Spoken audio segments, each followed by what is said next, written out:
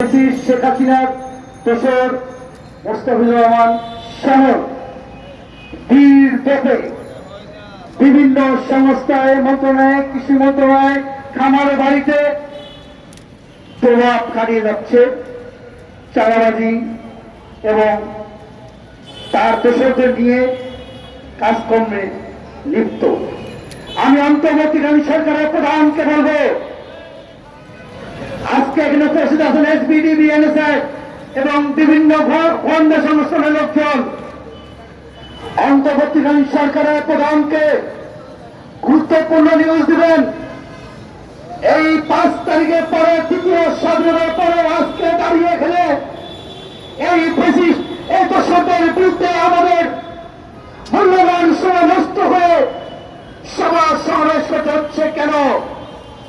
তারা কেন এখনো এই সেবল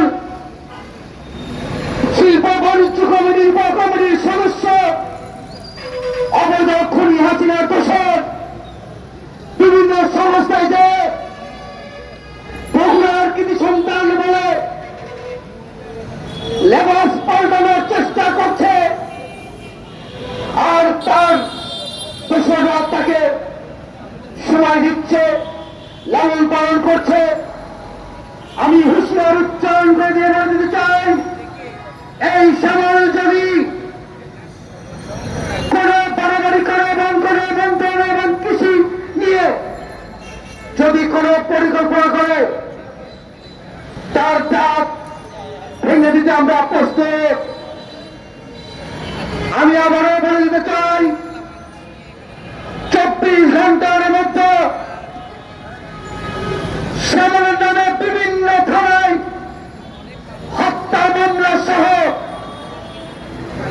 বিভিন্ন অপকর্মের মামলা আছে। আমার জনমতে বাঘারা থানায় বৈষম্য বিরুদ্ধে ছাত্র আন্দোলনের মিছিলে খুনি করার অপরাধে হত্যা মামলা আছে। সেই মামলার আসামিও এই অবৈধ সরকারের খুনি শেখ হাসিনা সহ শ্যামল আসামি জড়িত আছে। আমি 24 ঘন্টার মধ্যে গোয়েন্দা সংস্থাকে বলবো, এসবিডি, বিএনএসএকে বলবো, খবর দিন শ্যামলের নামে কোন কোন থানায় এবং শ্যামলের নামে